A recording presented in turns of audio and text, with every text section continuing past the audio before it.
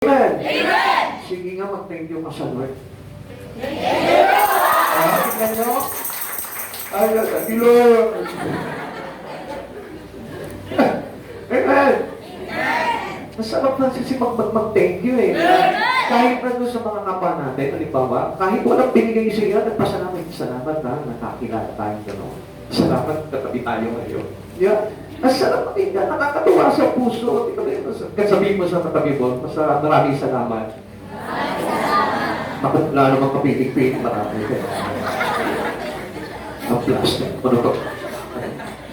Yung ba namang klaseng pagpapasalamat niya? Maraming salamat. Sabihin mo sa kanya, thank you with feeling. Thank you! Ano ba naman yan? Thank you with feeling. Sabi ko, nagyan mo ng puso yung iyong pagpapasalamat. Hindi ko sinabi thank you with feeling. Masyado kang masunurin eh. Sige, pasalamatan mo siya with feeling.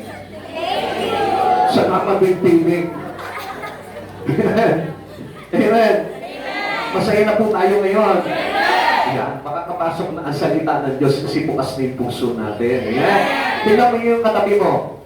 Pag malungkot pa yan, sabihin mo, pag hindi ka sumaya, Pag hindi ka sumaya, bubuksan ko yung dibdib mo. bubuksan ko yung dibdib mo. Amen. Amen! Amen. Amen! Okay, purihin po natin ang Diyos na punong-puno at nag-uumapaw ng kagalakan sa buhay po natin. Amen.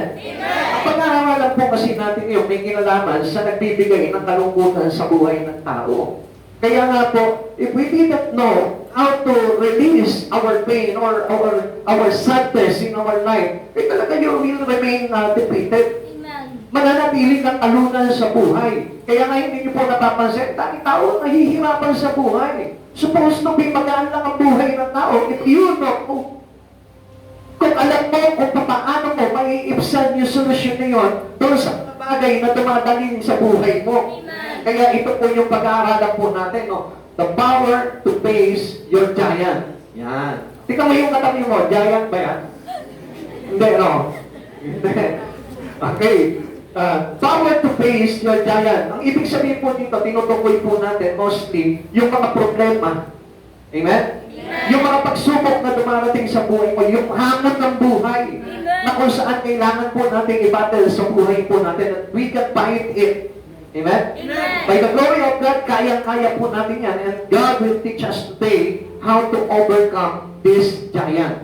Amen? Nakahanda na po ba tayo? Okay. What are the giants that you are facing today? Ano po ba yung mga higante o yung mga giants sa buhay mo na nararanasan mo ngayon? Sabi ko nga po sa inyo, yung mga pagsubok na yan, na kung saan we will stay defeated, na kung saan parang lagi tayong talunan, na kung saan lagi na lang tayong alipin itong mga higante na ito sa buhay po natin. Do you hear your giants shouting? Nakita niyo po ito po si Goliath.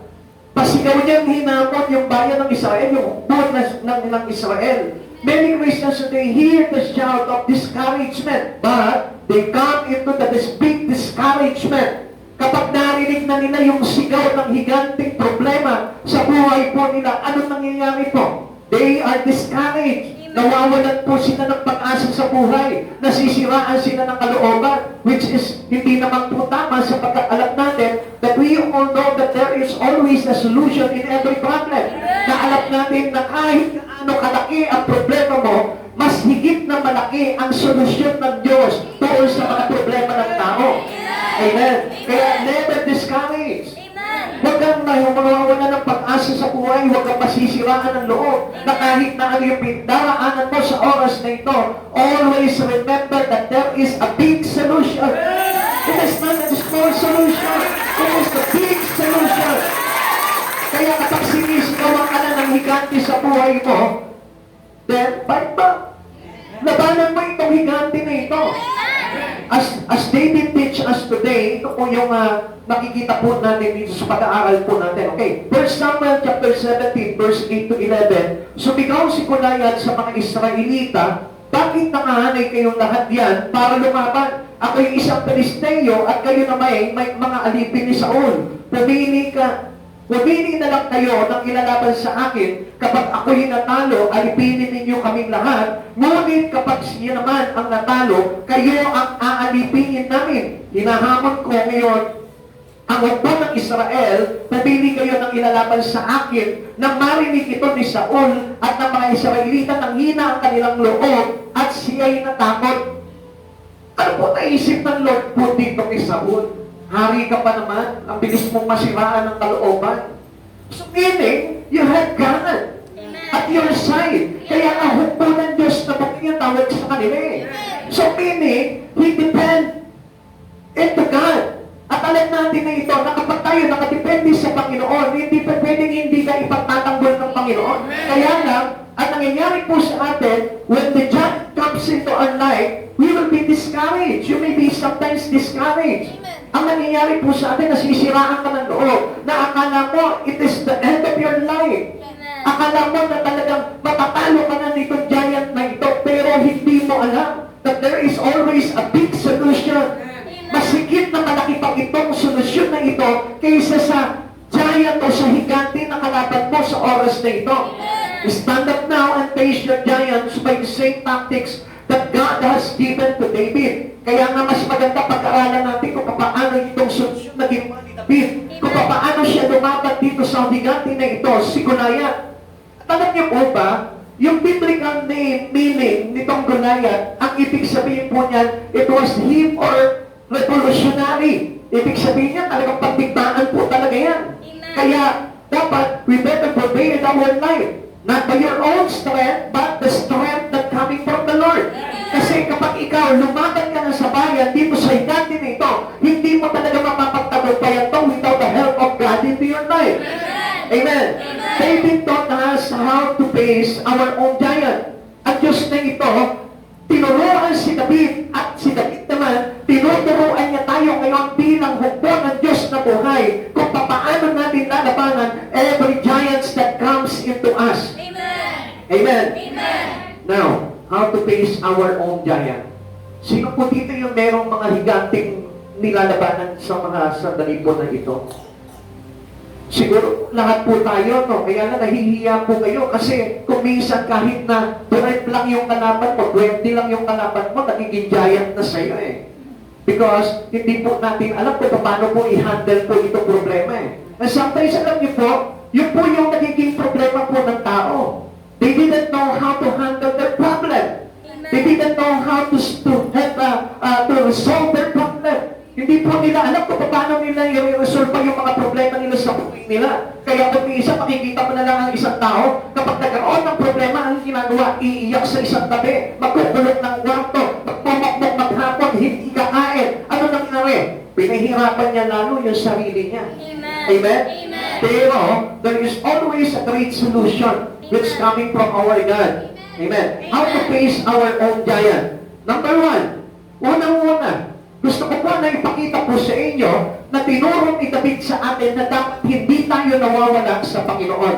Plug into the source of power. Kaya hindi niyo po napapansin, if you are a Christian who believe in God, I tell you, hindi po pwede na ang buhay mo kapag dumarating ang mga pagsubok na ito, dumarating yung mga giant sa buhay mo, dumarating yung mga mabibigat na problema sa buhay mo, huwag kang hiwalay kay Yahweh sapagkat hindi ka magtatagumpay sa mga pagsubok na yan. Hindi ka magtatagumpay sa labanan kung ikaw ay nakiwalay sa kapangyarihan ng ating Diyos na dakila. Keeping us into the hands of Almighty God who give us power. We can have the strength to overcome every troubles in our life by means of Jesus. At sabi niya po sa Philippians chapter 4 verse 20, I can do all things through Christ Jesus who strengthen me.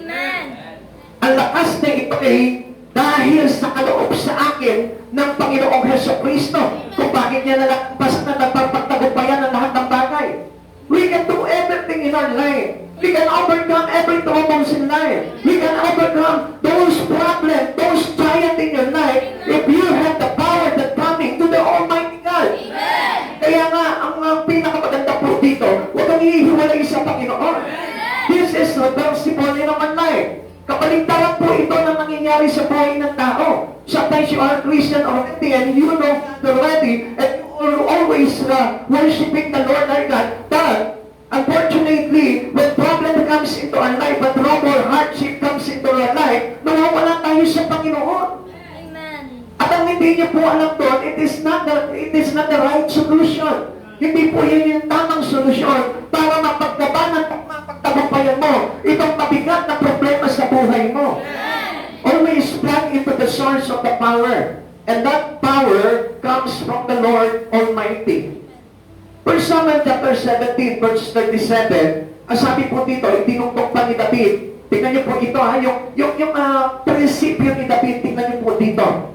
Iniligtas ako ni Yahweh mula sa mga mababangis na leyon at mga oso. Ililigtas din niya ako sa kamay ng Pilisteyong iyon. Kaya't sinabi ni Saul, kung gayon, labanan mo siya at samahan ka nawa ni Yahweh. Amen. Si Saul nanghina ang loob. Amen. Amen. He was discouraged when they saw and they heard the shout of Goliath into doon sa kanilang mga bayan. Amen. So natakot agad ito si Haring Saul. Pero ano sabi niya po dito kay David? Nakita niyo po ito? Okay, tingnan niyo po ito ha. Ang sabi po ni Saul kay David, kung gayon, labanan mo siya at samahan kagawa ni Yahweh. Amen. Paano nangyari ito kay Saul? Discouraged nga siya. Amen. Alam niyo kung bakit? Kasi nakita niyo yung prinsipyo ni David. Amen. Paslit ito si David, siya ang hari ng mga hukbo ng Israel, pero he got his courage into David. Amen. Why? Because David has the power that coming from God. Amen. Nakita niya ito si David na pinangahawakan yung kapangyarihan ni Yahweh. Kaya dito pa lang, nagkaroon siya ng encouragement niya yung kay David. Sabi niya, sige, labanan mo. Una, sabi niya kay David, nakabata, paslit ka pa, hindi ka magtatagumpay niya sa laban na yan. Pero nung sinabi po ni David, with confidence of God, ano sabi ni David? Ililigtas ako ni Yahweh mula sa mga mababangis na leyon at mga oso. Ililigtas din niya ako sa kamay ng Pilisteyong iyon. And he got encouragement to David. Alam niyo, kaya tayo nasisiraan ng loob. Kasi hindi natin tinitingnan yung kapangyarihan ng Diyos na kaya niyang gawin sa buhay mo. Amen. Minsan, lumalayo po tayo sa Panginoon kapag nagkakaroon tayo ng mga giants sa buhay po natin. Never na ever keep away your life.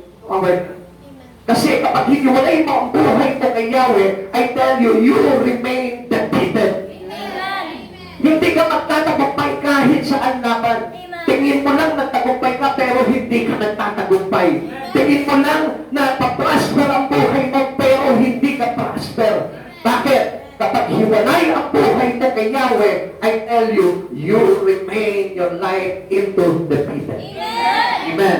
Okay, tuloy po natin. Si Yahweh agad na naisip po dito ni David. Sabi niya siguro ang laki nito. Pero higit na makapangyarihan, malaki ang Diyos ko. Eh, bakit po ganun? Sabi siguro ni David, basta ako nakakonekta ko sa Panginoon ko, wala akong uurungan na pagsubok sa buhay ko. Amen. Amen. Are you Christian enough? Are you a Christian enough? Alam niyo, kapag Kristiyano ka na totoo talaga, hindi ka na matatakot every troubles na mangyayari sa buhay mo. Hindi ka na lang basta iiyak. Maaari iiyak ka sa harapan ng Lord. Nahihirapan ako. Can I go into your power? Can I plug into your power? Ito na agad yung iisipin mo eh. Because you know that this God, kapag pinakapat ka ng Diyos niya ito, walang sino man ang laban sa iyo. Amen. Kaya ano sabi dito? If God is with me, who can be against me? Kapag kasama ko ang Diyos, meron ba nalaban sa akin? Wala. Because everything we know, na kapag ang Diyos ay kasama mo, walang makapagbubuwag sa iyo. Amen. Kaya sabi ni David, naku, ito lang bang tao na ito, kinakatakutan nyo? Ilang beses na ako sinagip ni Yahweh. Ilang beses na akong ipinagtanggol ni Yahweh. Kayo nag-iisa lang ito, ang lakas ng loob dito. Ang liit kong to, ang laki niyang yun, hindi niya nakita yung nasa likod ko kasi hindi niya malaki sa kanya. Amen. Amen. Kaya alam niyo yung kasabihan, walang malaki nakakatuwi. Alam niyo yung kasabihan na yon? Amen? Alam niyo yung kasabihan naman na small but terrible? Small but terrible, pero hindi nila nakikita. Merong malaking Diyos yun sa kanilang buhay. Amen? God's people in the Bible have been empowered by God through the outpouring of His anointing power. Amen? Ito po mga tao na ito na naglingkod kay Yahweh, gusto ko po malaman po ninyo connected sila sa power ni Yahweh. Hindi yung lagi ka lang nakakonect sa internet. Amen? All people today are connected into the power of the internet. Hindi into the power of God. I tell you, dapat lagi kang connected. Hindi sa 4G, kundi sa God. Amen? Kay God dapat tayo laging connected. Amen? Para hindi mag-loading yung buhay mo. Amen? Kaya nga lagi naglo-loading yung buhay mo, paikot-ikot lang sa problema yung buhay mo. You know why? Kasi ang hina ng signal ng Lord sa buhay mo. Pero kapag lumakas ang signal ng Lord, nakakonect ka kay Kristo, nakakonect ka sa Lord, gusto kong malaman mo, hindi ka maglo-loading, lagi kang in sa buhay na ito. The Lord who delivered me, sabi po ni David. Pero hindi sinabi po ni David dito, David didn't say, I delivered my flock. Hindi sinabi ni David dito, ipinagtatanggol ko ang aking mga tupa. Ang sabi ni David dito, ipinagtatanggol ako ni Yahweh kapag ako ay humaharap sa mga leyon at mga oso. Amen. Ang sabi niya po dito, the Lord will deliver me from the paws of the lion and to the paws of the bear. And He will also deliver me from that Philistine. Lakas ng loob ni David. Kala mo mas mahigante pa kay Goliath kung magsalita. Imagine that. Come on, people of God. If you imagine that, kapag ito, parang inisip mo, parang, ano? 4'11 lang si David, o sabihin natin, 4 something lang po siya, samantalang si David is 9 foot the right. 9 feet high siya. So, ang laki ng depression, kalahati. Amen? Pero ang tapang magsalita, pagdating dito kay Goliath, you know why? Because he has the courage. His life plugged in to the power of the Lord. Kaya hindi siya natatakot. Sabi niya, ako, alaliit pa ito, dagdagan mo pa yung height mo. Parang sinabi niya po kay Goliath, alit, Goliath. Okay, papakita ko po sa inyo kung bakit naliitan pa ito si David kay Goliath, ha? Samantalang tayo, di ba, kung minsan wala ka ng balsahing dito, tanghalingan, ito, laki na ng problema mo. Amen? Parang nag-dwarf ka na o lumiliit ka. Nagkaroon ka na ng problema pa niya, financial, kailangan mo lang ng 100 pesos para ka nagiging dwarf. Lumiliit ka. Instead of David, he's small, pero nung hinarap niya yung problema sa buhay niya, nakita mo lumalaki si David. Kala mo naging kasilaki na ni Shaquille O'Neal. Amen? Naging kasilaki na ni LeBron James. Samantalang ang liit lang ni David. Amen? Imagine nyo, ini-imagine nyo, no? Ano? Ang ibig ng David na to? Kung magsalita kay Goliath, wagas? Hindi po napansin nyo, okay, tingnan po natin yan. Every battling in life need for the help of God. Remember that. Sabihin mo, lahat ng laban ko. Kailangan ko ng tulong ng Diyos. Ayan, itatak po natin yan, ha? Kasi pag hindi natatak sa buhay mo yan, ikaw lalaban ka ng sarili mo lamang. Okay, tuloy po natin. Ano sabi po dito ni David? Ang sabi po dito ni David, the Lord will deliver me at the paws of the lion and at the paws of the bear. He will also deliver me at the hand of this Philistine. Sabi niya gano'n. Bakit? Kasi alam niya yung pangako ni Yahweh sa kanya. At alam niyo kung ano pangako ni Yahweh? Kasi sabi po ng Zacarias, sabi sa 4 verse 6, sinabi sa akin ng anghel, ang ipinapasabi ni Yahweh para kay Zerubbabel, pinapasabi ni Yahweh na makapangyarihan sa lahat, ang tagumpay ay hindi makakamit sa pamamagitan ng lakas ng hukbo o sariling kapangyarihan, kundi sa pamamagitan lamang ng aking espiritu. Sabi ni Yahweh, hindi ka magtatagumpay sa sarili mong lakas. Hindi ka magtatagumpay sa sarili mong kakayanan. Magtatagumpay ka lang sa pamamagitan ng aking espiritu. Aba, narinig ni David po yun. Na-recall kay David po yung sinabi ni Zacarias. Kaya ano sabi ni David? Ano rin mo lang? Hindi ka tatagumpay sa akin kasi ginagamit ko sarili mong lakas. Ako ang gamit ko. Present ko Yahweh. Amen. Amen. Power comes from the Holy Ghost. Power comes to the presence of God. Kaya hindi ka tatagumpay sa labanan without the presence of God. Tingnan niyo po ito, ano yung power na ito pa-Christian? Kaya nga tinatanong ko, are you a Christian enough? Are you a Christian enough? Pakitanong mo yung katabi mo. Are you a Christian enough? Kristiyano ka na ba talaga? Kristiyano ka na O ngayon, kung Kristiyano ka na, kaya tinatanong ko, kasi mayroon kang kapangyarihan eh. At yung kapangyarihan na yun, ipinangako sa ating lahat. Sabi po dito, Gawa 1:8, subalit tatanggap kayo ng kapangyarihan pagbaba sa inyo ng Espiritu Santo. The power coming from the Holy Ghost. At kayo yung magiging mga saksi ko sa Jerusalem, sa buong Judea at sa Samaria, at hanggang sa dulo ng daigdig. Now, as I remember here, as God revealed to me, kung titignan po natin ito, sabi niya po gano'n, if you are a Christian, and not from the Lord, mayroon kang kapangyarihan pagbaba ng tanan ng Espiritu Santo. Kaya lang, what was the real indications of having the power of the Holy Ghost? Ano po ba yung indikasyon po niya? Kapag ikaw ay naging saksi niya na sa Jerusalem, sa buong Judea, Samaria, at hanggang sa dulo ng daigdig. Ibig sabihin niya, ipinangangalat mo na ang katakilaan ni Jesucristo sa buong daigdig. And you have the power of the Holy Ghost. Pero kapag hindi mo ginagawa ito, I tell you, medyo alanganin po tayo dun. Kapag hindi mo ipinapahayag yung salita ng kabutihan at kaligtasan na nagmumula kay Jesucristo, I tell you, there is missing. Amen. Alam niyo kung ano nawawala po doon? The power of the Holy Ghost. Amen. Kasi ang sabi ng Lord, subalit tatanggap kayo ng kapangyarihan pagbaba sa inyo ng Espiritu Santo at kayo'y ano magiging outcome po nito sa isang Kristiyano? At kayo'y magiging saksi ko. You will become my witness.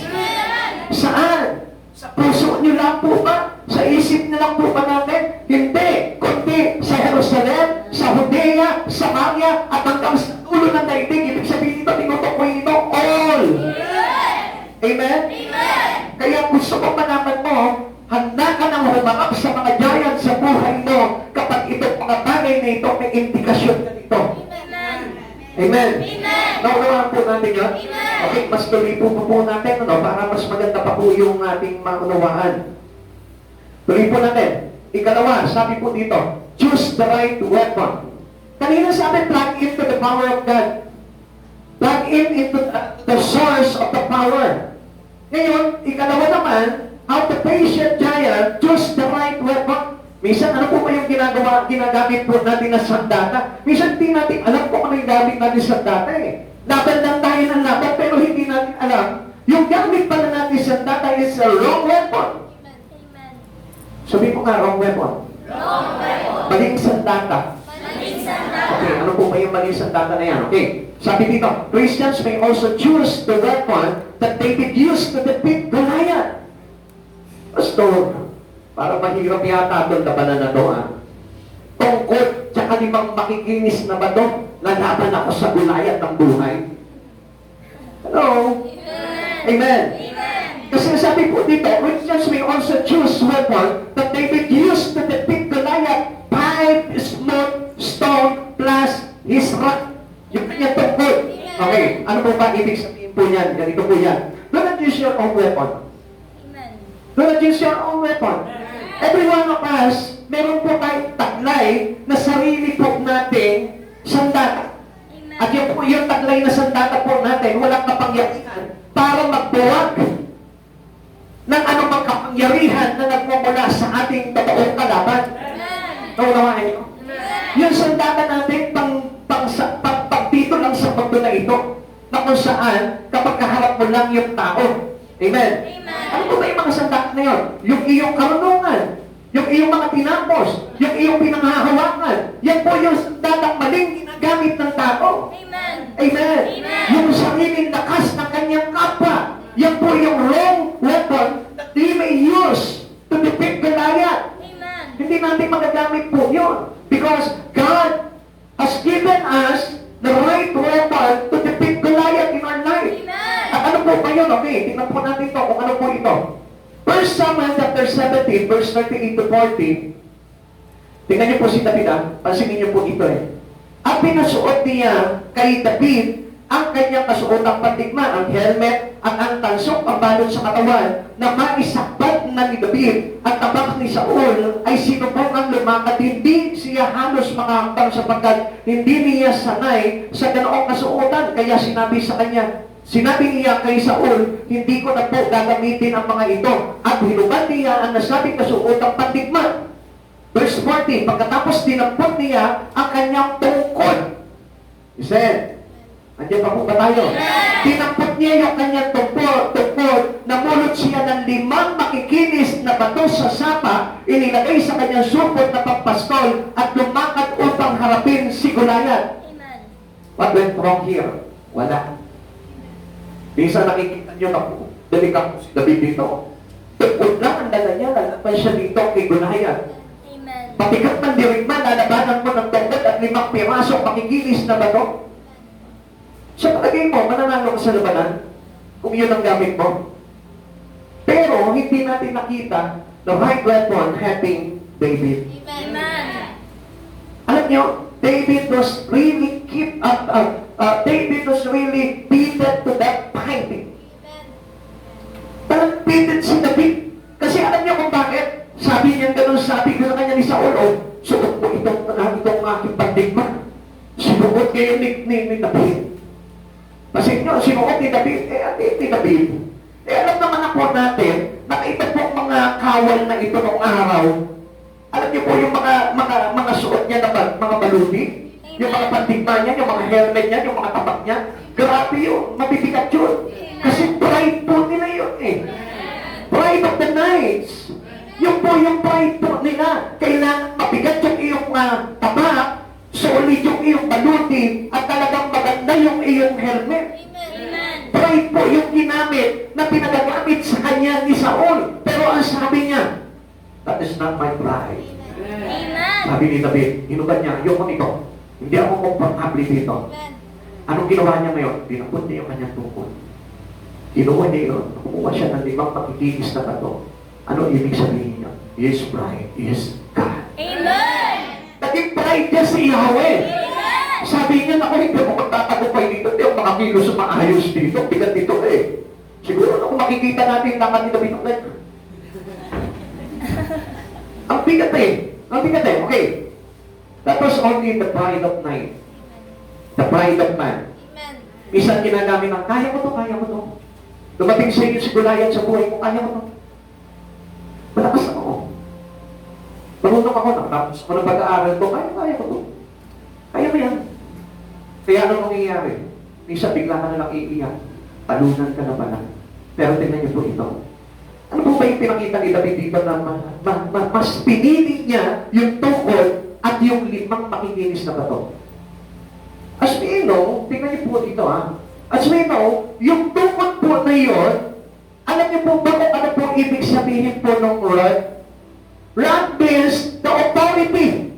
Amen. And he used the authority of God. Amen. Amen? Amen. If you find the meaning of rod biblically, it means the authority. Amen. You hold the authority of the Lord, fighting back to Goliath. Ngayon kung papansinin po natin ito, sige po, paki-assist na po siya si nanay. Sige, paki-assist na po. May nararamdaman po siya. Please, para makatuloy-tuloy po tayo. O, wag na po lahat. Sige po, okay lang po yan. Bigyan niyo ng water. Okay, sige, tuon po tayo dito. Sila na po bahala. Lord po, bahala po dyan. Okay. Rod means the authority of God. Maganda po ito. Rod means the authority of God. David used the authority of God to fight back Goliath. Ang ginamit niya dito yung tungkod, which means ito po si Yahweh. Kaya kung papasinin po natin, it is the same thing that he used, Moses used. Yeah? Kung inunin yung tungkod na ginamit po dito si Moses nung hinahabol sila ng mga paraon. Remember? Ano sabi po ni Moses? Nung tumulog siya kay Yahweh, nandito na kami sa hangganan ng dagat na ito. Malapit na dumating ang kalaban. Pero anong ginawa po ni Yahweh? Itaas mo, Moises, yung tungkod mo. Dito po kayo tumingin. Nandito yung authority. Okay, itaas mo, Moises, yung tungkod mo at ituro mo sa dagat. Ano nangyari? That rod made the power of God to depart the ocean. Amen? Hindi niyo po nakita? Hinati ng Diyos yung buong dagat. In Jesus' name. In Jesus' name.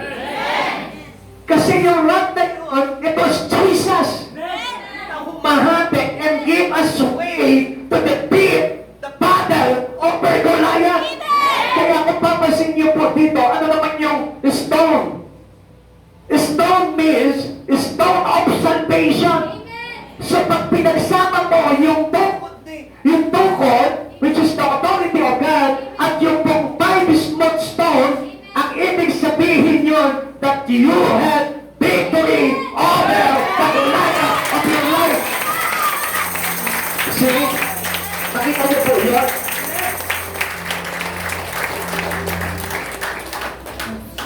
Nakita niyo po yun?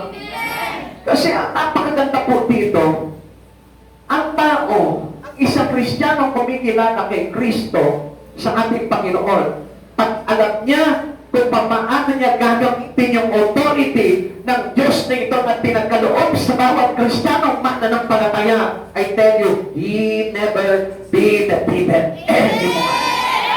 Amen. Amen.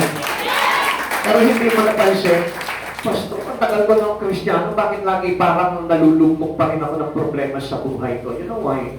Because of the wrong weapon that you use. Mali yung iyong sandatang ginagamit. Sabi ng Lord, Jeremiah chapter 17 verse 5, parurusahan ko,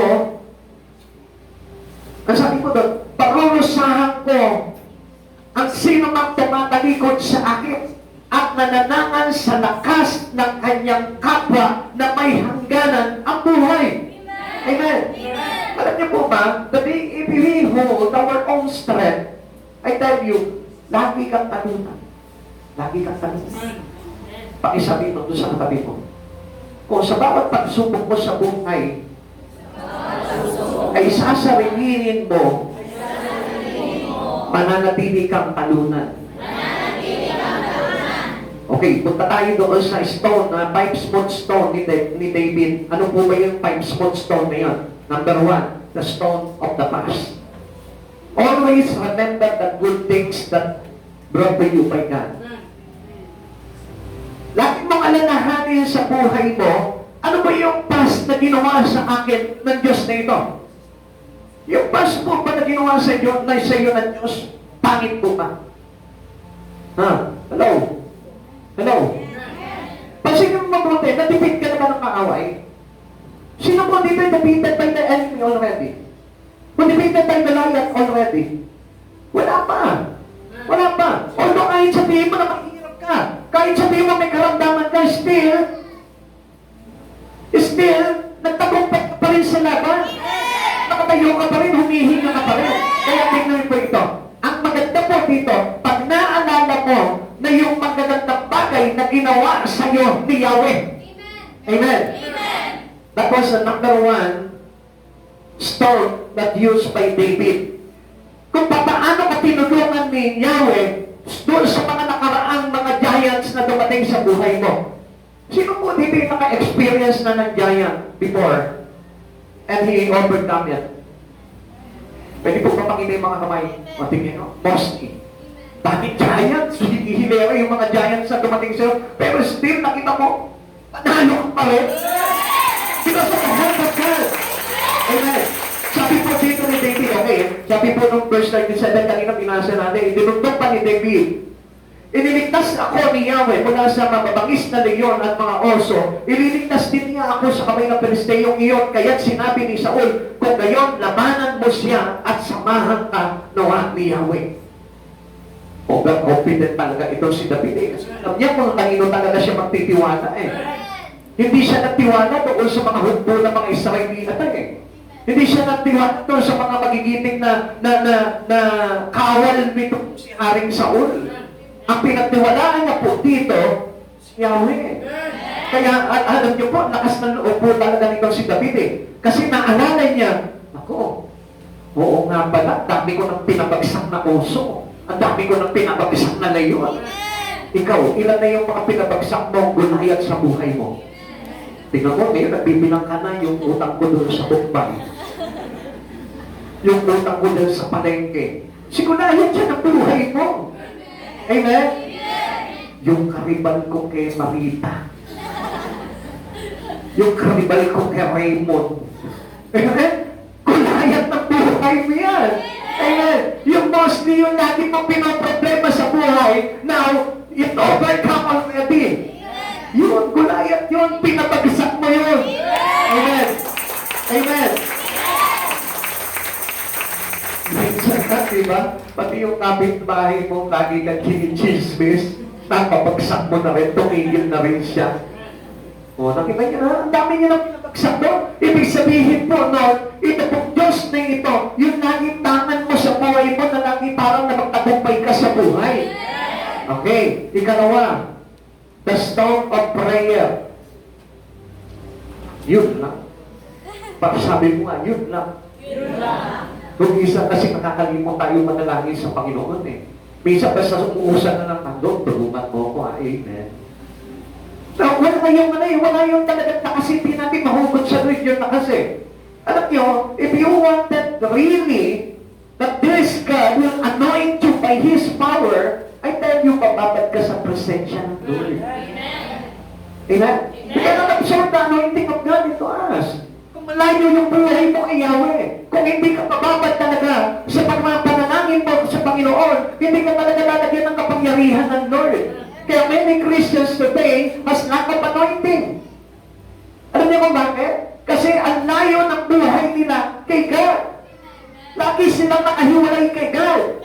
Not David. Kasi si David, kaya nga pinulot niya yung isa sa mga makinis na bato, yung pong kanyang stone of prayer, kasi every time he got abutted, habang lagi siyang mayroong tigmaan, lagi niya naaalala si Yahweh at nananalangin si David bago lumaban. Amen. Pansinin niyo, basahin niyo po yan. Basahin niyo po yung istorya po ni David. Makikita niyo, lagi po nananalangin, lagi siya tumatawag kay Yahweh. Yahweh, titigmain ba namin itong buwan na ito? Magtatagumpay ba kami dito? Pag sinabi ni Yahweh, tigmain niyo, magtatagumpay kayo. Sakalang lulusog na ito po si David. Yahweh, hahabulin pa namin itong mga kidnapper ng aming mga anak?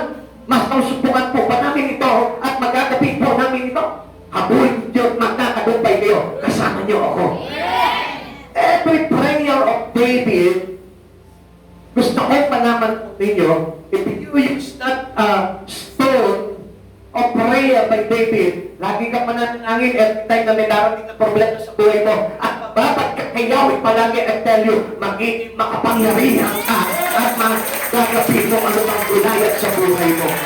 1 Samuel chapter 17 verse 46, ngayong araw na ito, ibibigay ka ni Yahweh sa aking mga kamay. See? Ang liit ni Goliath, ibibigay ka ni Yahweh sa aking mga kamay. Amen? Ang laki nitong Goliath na ito, paano mapapasa kamay sa akin to? Without the help of a big God. How can I defeat my big problem? Kung hindi ako depende sa big God. Naintindihan niyo po?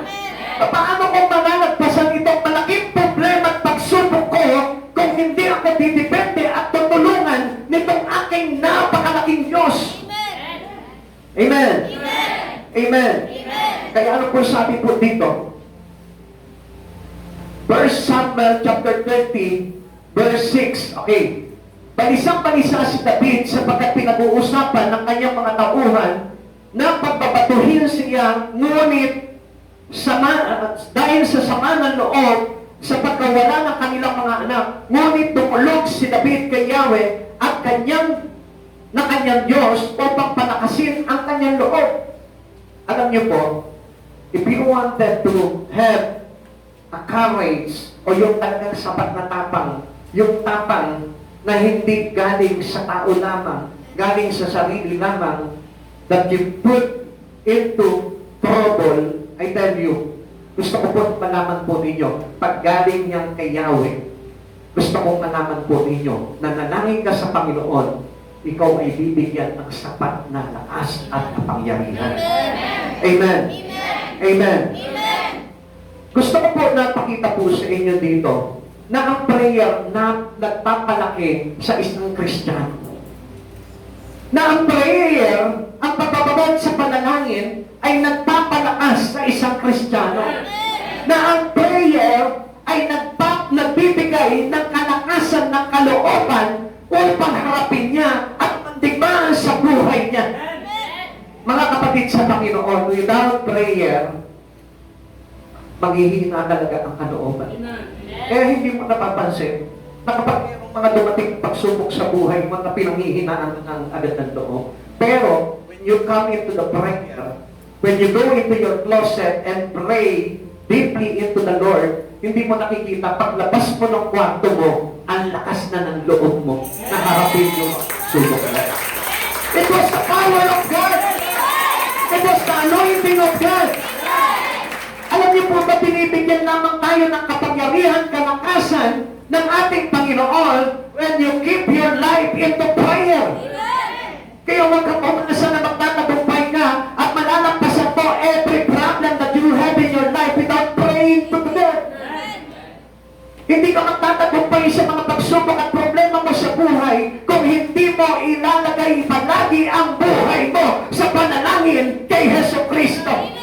Courage comes through our prayer. Ikatlo, the stone of priority. Sabi po ng 1 Samuel chapter 17, verse 46, ngayong araw na ito, ibibigay ka ni Yahweh sa aking mga kamay.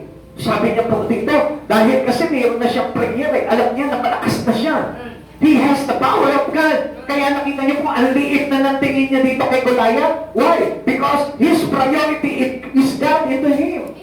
Nakapag-priority mo si Jesus sa buhay mo, all are provided. Even the weapon that you use to battle Goliath into your life, bibigay sa iyo ni Yahweh yan. Bakit? Ano po ba sabi po ng Mateo chapter 6 verse 33? Ang sabi po dito, pag sumakita ninyo, higit sa lahat na pagarihan kayo ng Diyos, pagarihan. At mamuhay kayo ayon sa kanyang kalooban. At idadagdag niya sa inyo ang inyong lahat ng kailangan. Kailangan mo sa labanan. Kailangan mo para ma-overcome yung mga pagsubok sa buhay mo.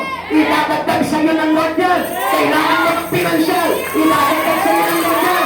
Kailangan mo ng kalakasan. Kailangan mo ng kagalingan.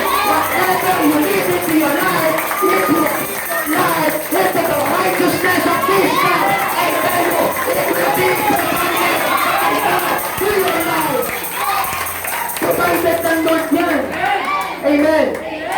Sabi po dito sa ulo, gayon malalaman na buong daigdig na may Diyos sa Israel. Sa gayon malalaman ng lahat ng tao na may Diyos ang Kristiyano.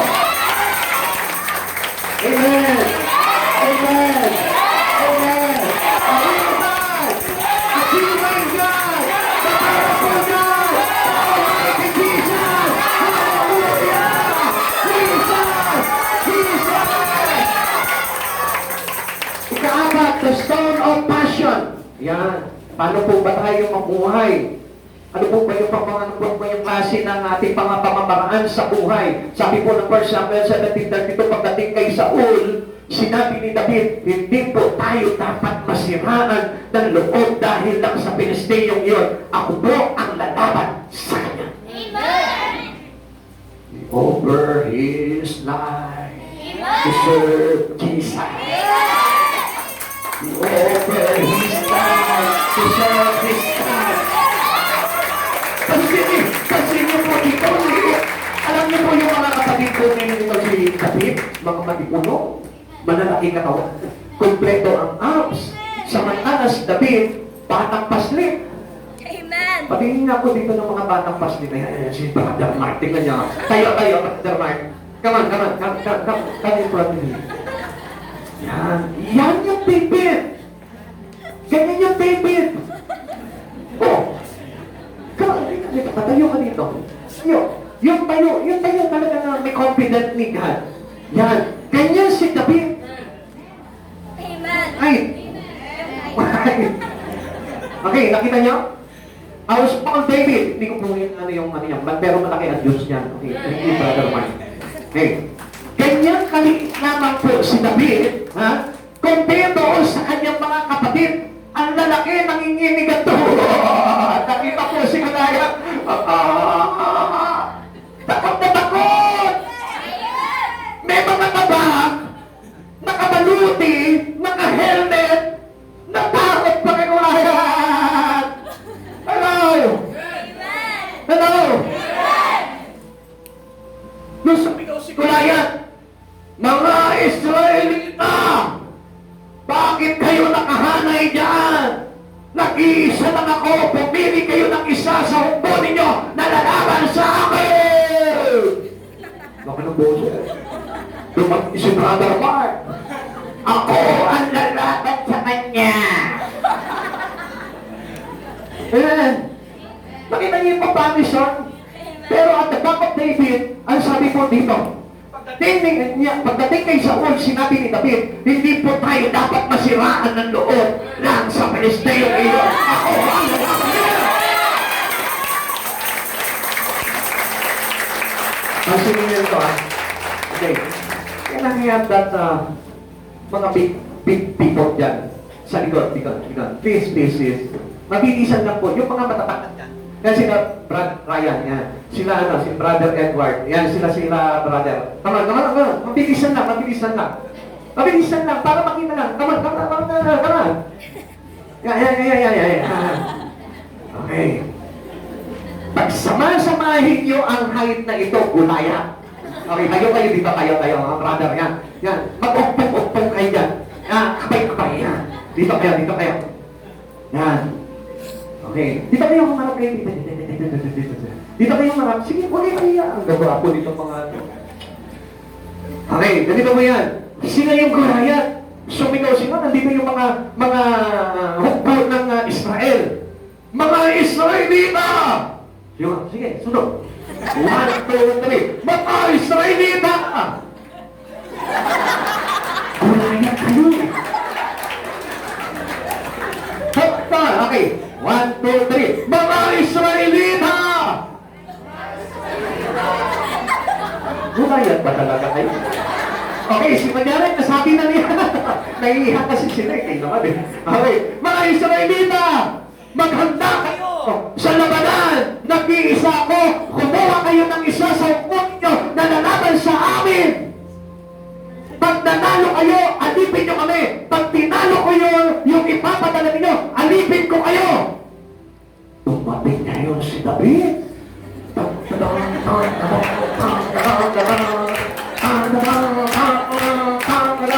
Come here. Yan lang. Tumiyo ko magpapagpapit. Sigaw, ako po ang lalaban sa kanya. Ako po ang lalaban sa kanya. Ano yun eh? Okay, salamat po. Pagpalangin kayo ng Lord. Thank you. Thanks. See, ganun yung labanan po nun, ganun ang takbuhan po nun. Hindi natakot si David. Ang laking tao ni Goliath. Biglang sumulpot si David. Ay, nakakapit o. Amen. Ang lakas ng loob. Ako po ang lalaban sa kanya. Walang katakot-takot. You know why? Because of his passion. Amen. Kasi namamuhay siya na nakatanga ng buhay niya kay Yahweh. Kaya walang tingin takutan ito. Dati nga, tanggol ako sa oso eh. Pinagtanggol ako sa leyon eh. Tapos ito lang nag-iisa ito na hinahamak ang hukbo ng Diyos. Sino itong uncircumcised na ito? Galing pang-isa ito nito. Yes, it was written. It was written. Gusto niyo Tagalog? Si David kayo. Hindi, okay. Tanggalin po natin. Okay. Nandito na tayo, no? Asan pa tayo?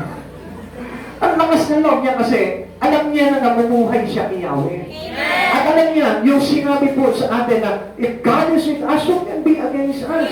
You can never be defeated kapag kasama mo si Yahweh sa buhay mo. What drives you in your life? What drives you with your problem? Tignan niyo pong mabuti, ano ba yung natutulak sa buhay mo? Paano ka mabuhay sa mundong ito kapag may problema ka na?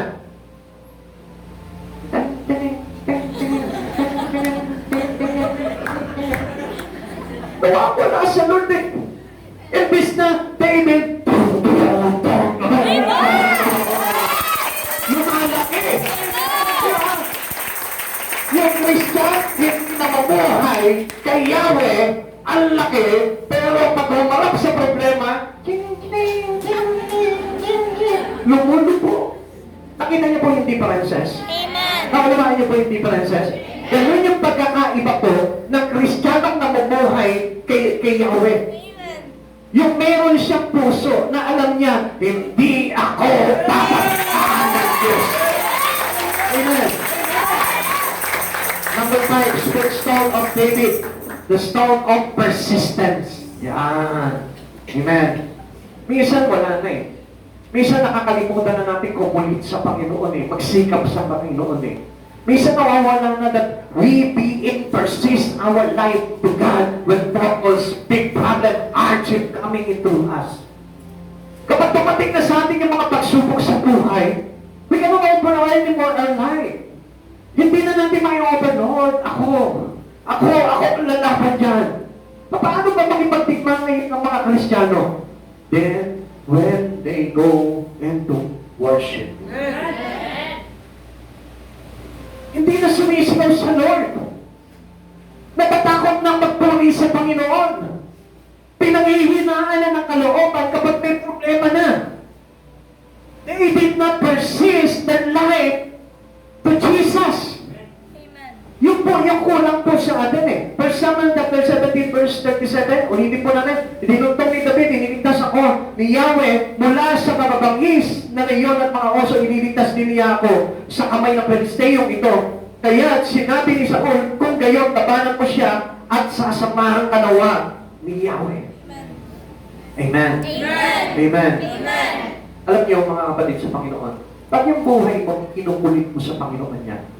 Pag yung buhay mo, lagi mong isinasakbat yan kay Jesus, kay Yahweh, I tell you, itong God na ito, hindi ka niya papabayaan, hindi ka niya iiwanan. Amen. He doesn't want that His people put into the battle. Ayaw makikita ng Diyos na ikaw ay napapalaban. Kaya ang sabi po ni Yahweh, ang laban mo ay laban ko. Amen. Kapag may laban ka, dahil ikaw, na kay Yahweh ka, hindi ka papabayaan ng Lord. Kaya sino po dito yung laging umuurong po kapag may problema? Sino po yung dito laging tumatakbo kapag may problema? Sino po dito yung parang umahabol-gul na ng pastor? Di ko na kaya eh. Teka naman. Sabihin sa inong kapitbahay, anyari? Kristiyano ka!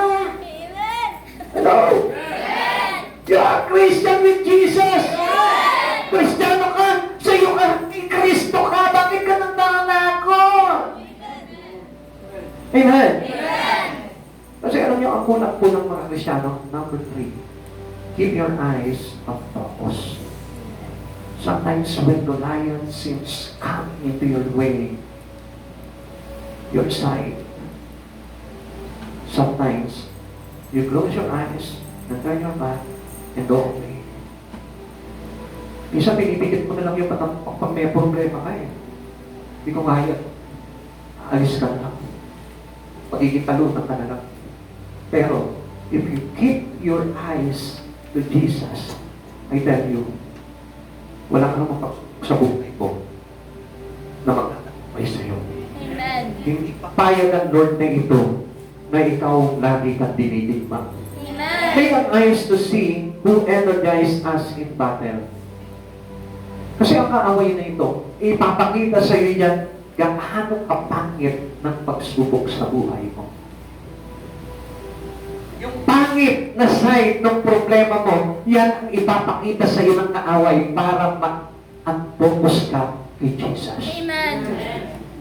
Tulad ngayon, ano yung iniisip mo ngayon? Di ba ang iniisip mo habang nakikinig ka, aking problema mo?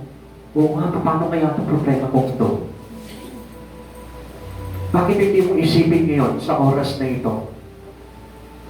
May solusyon ang Lord sa mga problema ko. Isipin mo na in every moment, because I worship God, because I stand before God, because I still standing with Him, at ko magtatakbay ako sa mga pagsubok na dumarating sa mga. Tagumpay ka eh. Tagumpay ka kung alam mo lang yung pangangarang ka naman. If you keep your eyes, if you fix your eyes to Jesus, I tell you that your faith in Him, that's what your faith in Jesus. Pero kapag pinipitawan mo ng tingin mo si Jesus, nawawala yung pananampalataya. Nawawala yung kapangyarihan ng faith mo kay God. Kapag lumilihis yung paningin mo at nakikita mo yung pangit na bagay, nakikita mo yung hindi magandang bagay, nakikita mo yung hirap ng buhay, nakikita mo yung karamdaman, nakikita mo yung kawalan, I tell you, hindi si Jesus ang iyong nasa paningin, kundi yung Goliath na nagdi-discourage sa iyo. Amen. Amen. Never be discouraged anymore. Fix your eyes to Jesus. Alam mo na kapag ikaw nakatingin ka palagi kay Jesus, He will never leave you nor forsake you. Hindi ka papayaan niya sa Kristo sa buhay nito. Why? Ang lakas natin si Yesu Kristo. Ang lakas natin ito, Diyos na ito. Kaya huwag kang matatakot. How to keep our eyes on focus? Paano po ba yan? Do not be disturbed by a giant. Huwag ka ma-disturb sa kalakihan ni Goliath sa buhay mo. Huwag ka ma-disturb sa kalakihan ng utang mo ngayon. Huwag ka ma-disturb doon sa mga pagsubok na dumarating sa tahanan mo. Huwag ka matakot kung gaano man kalaki yung karamdaman na nandoon ngayon sa katawan mo. Ang katakutan mo, yung mawala yung focus mo kay Yesu Kristo. Do not be disturbed by the giant. Giant lang yan. Pero itong Diyos na ito, He owes